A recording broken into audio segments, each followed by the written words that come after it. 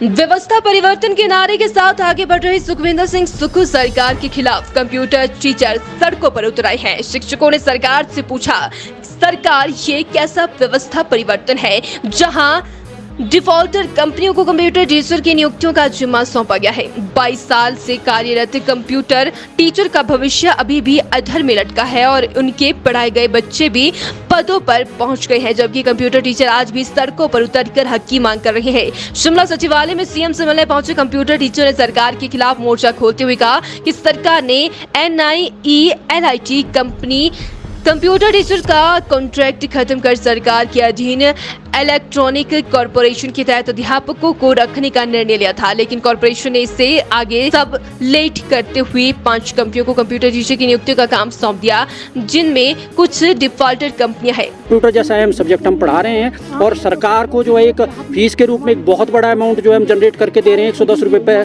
Parallel जो है fees ली जाती है। SCBPL को 55 रुपये फीस देनी होती है। कहाँ तो सरकार कहती है कि हम जो है व्यवस्था परिवर्तन के लिए आए हैं, कहाँ तो सरकार को गरीब बच्चों के लिए ये शर्त हटानी चाहिए कि ये फीस नहीं होगी आज के बाद में। और मैं आपको बताऊं, सरप्लस हार्डवेयर पड़ा हुआ है। एवरेजन जो है पूरे के पूरे हिमाचल के जितने भी सेकेंडरी स्कूल है और हाई स्कूल है, सब में 10-10 कंप्यूटर एवरेजन जो है पड़े हुए हैं और वो हाई स्कूलों में धूल फांक रहे हैं। 150 सीनियर सेकेंडरी स्कूलों में कोई टीचर नहीं है, बावजूद इसके कि वहाँ पर 5वां सब्जेक्ट कंप्यूटर दिया हुआ है। सरकार को कहाँ तो ये एजुकेशन छठी से शुरू करनी चाहिए। 15 साल पहले पंजाब ने शुरू कर रखा है। यहाँ हम लोग जो 22 सालों से पढ़ा रहे हैं, खुद के करियर के लिए जूझ रहे हैं। हमारे पढ़ाए हुए बच्चे कोई टीचर बन गया, कोई डॉक्टर बन गया है। सभी के पास अपने अपने एग्जाम्पल है। सभी के आत्मसम्मान को बार बार ठेस पहुंचाई जा रही है। मैं आपको बताऊं, 20 सालों में जितने भी अलग अलग नामों से टीचर्स अपॉइंट हुए हैं, सब आज हैंडसम सैलरी ले रहे हैं। और हम लोगों ने क्या ऐसा गुनाह कर दिया कि हम लोगों को सड़कों पर होना पड़ता है। और मैं अपने स्कूल का एग्जाम्पल बताऊं,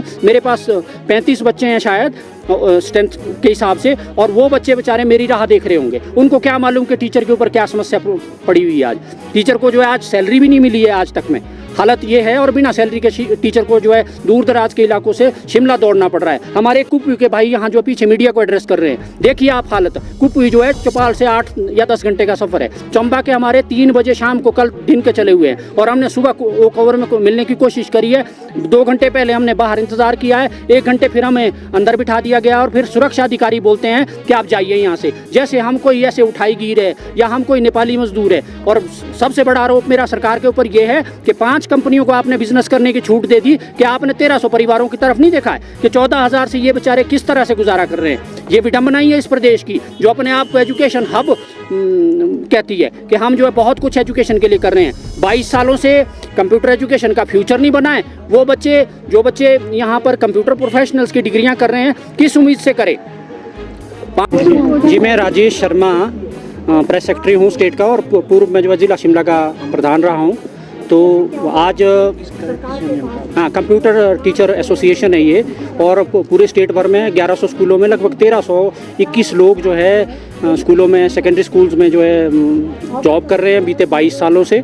और बहुत आज सचिवालय पहुंचे, आप किस बात को लेकर, किससे मिलने का? देखिए, जो ताज़ा घटनाक्रम इसमें हुआ है कि मुख्यमंत्री जी ने नाइलेट जो एक संस्था है, सेंट्रल गवर्नमेंट का सेटअप है, उससे जो है ये IT एजुकेशन का टेंडर जो है वापस लेकर इलेक्ट्रॉनिक कॉर्पोरेशन हिमाचल का जो अपना एक एंटरप्राइज है, सेटअप है, उसको देने की बात कही थी। और पिछली बार जब हम मिले थे कुछ दिन पहले, तो उन्होंने बोला था कि आपको कोई भी कंपनी से कोई लेना देना नहीं है, कोई कंपनी सबलेट नहीं होगी और इलेक्ट्रॉनिक कॉर्पोरेशन के तहत ही आपको रखा जाएगा। और उसके बावजूद 1-2 दिन के बाद में इलेक्ट्रॉनिक कॉर्पोरेशन ने क्या कर दिया कि एक अटेंडेंस का फॉर्मेट डाला गया और उसमें जो है 4-5 कंपनीज जो है डाली गई, जिसमें जो है शिमला क्लीनवेज के नाम से है, जो शायद पहले ही डिफॉल्टर है और इनका कोई कोर्ट केस भी चल रहा है। इनको सोलन डिस्ट्रिक्ट और लाहौल स्पीति दिया गया है। AB एंटरप्राइजेज है। और आप जानकर, मीडिया बंधु और पब्लिक को मैं बताना चाहूँगा कि आप जानकर हैरान होंगे कि इनका कोई दफ्तर जो है हाउसिंग बोर्ड कॉलोनी संजौली में चल रहा है। तो वहाँ पर आप पोस्ट ग्रेजुएट को कैसे इन दफ्तरों में जाएंगे। और आप अभी ताज़ा जो स्थिति हुई है, शॉप नंबर 9 है ये कोई, वहाँ पर इनका कोई ऑफिस है। और हमें बोलते हैं, देखिए आप विडंबना देखिए स्टेट की, कि पोस्ट ग्रेजुएट टीचर को बोला जाता है कि अगर आपको अपॉइंटमेंट लेटर चाहिए तो आप कंपनी में आइए, दफ्तर में आइए और अपने डॉक्यूमेंट्स जमा करिए। ये स्थिति हमारी हो चुकी है। और कंप्यूटर जैसा अहम सब्जेक्ट हम पढ़ा रहे हैं और सरकार को जो है एक फीस के रूप में एक बहुत बड़ा अमाउंट जो है हम जनरेट करके दे रहे हैं। 110 रुपये पैरेलल जो है फीस ली जाती है। SCBPL को 55 रुपये फीस देनी होती है। कहाँ तो सरकार कहती है कि हम जो है व्यवस्था परिवर्तन के लिए आए हैं, कहाँ तो सरकार को गरीब बच्चों के लिए ये शर्त हटानी चाहिए कि ये फीस नहीं होगी आज के बाद में। और मैं आपको बताऊं सरप्लस है कि पहले तो हमारी सैलरी जो है रिस्पेक्टेबल सैलरी की जाए। अलग अलग नामों से जो भी भर्तियां हुई आज वो 70,000 60,000। पीटीए पैट हम उनके विरोधी नहीं है, पीटीए पैट पैरा सब हमारे समय में लगे हैं और सब उनके डॉक्यूमेंट्स की हमारे बाद में लगे हैं 5-5 6-6 साल के बाद। उनके डॉक्यूमेंट्स की जो कंपाइलेशन होती है, जो एक शीट बनती है रिजल्ट शीट और वाइवा के लिए वो तैयार होकर एसडीएम तक गई, वो शीट्स हमने कंपाइल करी और उन लोगों को हैंडसम सैलरी दी जा रही है और उन लोगों को जो है वो लोग जो है ऑफिशिएट कर रहे हैं स्कूलों में और हम लोगों का मजाक बन गया हुआ है कहीं ना कहीं। और अभी पीटीए कुछ साल पहले लगा, किस तरह की कंट्रोवर्सीज उसमें रही, किस तरह की भर्तियां रही, सरकार सब जानती है।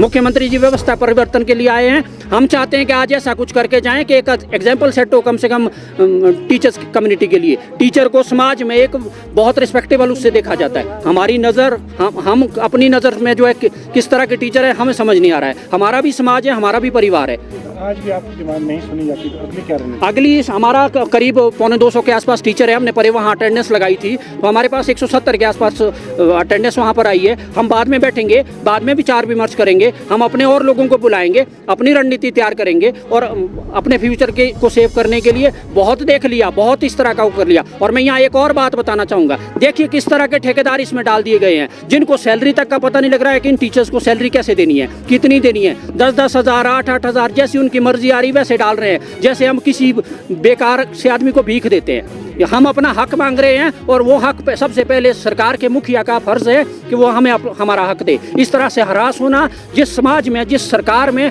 इस तरह से टीचर सड़कों पर होता है उस समाज का कभी भी भला नहीं हो सकता है। मुख्यमंत्री जी इस बात का संज्ञान लें और जिस तरह से उन्होंने 2 दिन पहले सैलरी के इशू के ऊपर न्यूज़ की एक कटिंग के आधार पर संज्ञान लिया, उसी तरह से इस इशू को रिजॉल्व करें। और उनका एक मैसेज भी आया कि आपके सारे मसले को सुना जाएगा और इसको रिजॉल्व किया जाएगा शाम को। हम देखते हैं और 5 कंपनियां हैं, 2 कोई हमीरपुर की है, 2 कोई कोटखाई जुब्बल से के जो इनके मालिक है, एक कोई ऊना की कंपनी है। तो ये सबलेटिंग बिल्कुल बंद की जाए, हैंडसम सैलरी दी जाए, कोर्ट केस को बहुत जल्दी निपटाया जाए ताकि हम भी अपने परिवारों का गुजारा कर सके, क्योंकि हम कोई बाहर से आए हुए मजदूर नहीं हैं।